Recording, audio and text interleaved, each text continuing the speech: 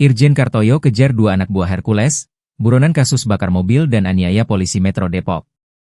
Polda Metro Jaya resmi menggelar operasi kepolisian kewilayahan bertajuk Berantas Jaya 2025, yang akan berlangsung selama 15 hari ke depan, yakni 9 hingga 23 Mei 2025.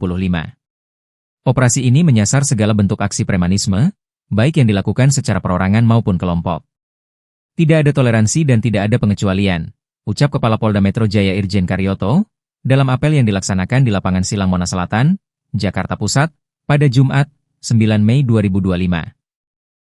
Karyoto menyampaikan, operasi ini melibatkan 999 personel gabungan dari unsur TNI, Polri, dan pemerintah Provinsi DKI Jakarta.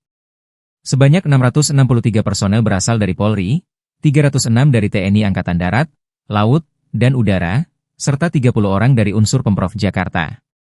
Sementara itu, polisi masih mengusut kasus pembakaran mobil dan penganiayaan anggota Polres Metro Depok yang dilakukan Ormas Grip Ranting Harjamukti. Lantas apakah Hercules Rosario de Marshall sebagai Ketua Grip Jaya akan diperiksa? Kapolda Metro Jaya Irjen Karyoto ditanya kemungkinan memeriksa Ketua Grip terkait perintah, atasan, dalam kasus tersebut. Karyoto menyebut pihaknya akan melakukan pemeriksaan jika diperlukan. Hingga kini total 8 orang sudah ditangkap dan ditetapkan sebagai tersangka.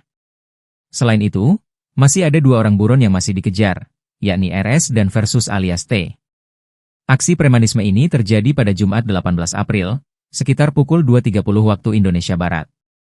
Anggota Polres Metro Depok itu dihadang saat akan meninggalkan lokasi setelah meringkus tersangka TS di Harjamukti, Cimanggis, Depok.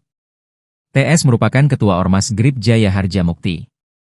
Para anggota Ormas menghadang kendaraan petugas karena tidak terima pimpinannya diringkus. Polisi terpaksa menangkap TS karena tak kooperatif terhadap panggilan pemeriksaan petugas kepolisian. Polisi sebelumnya telah memanggil TS atas kasus pengancaman dan kepemilikan senjata api.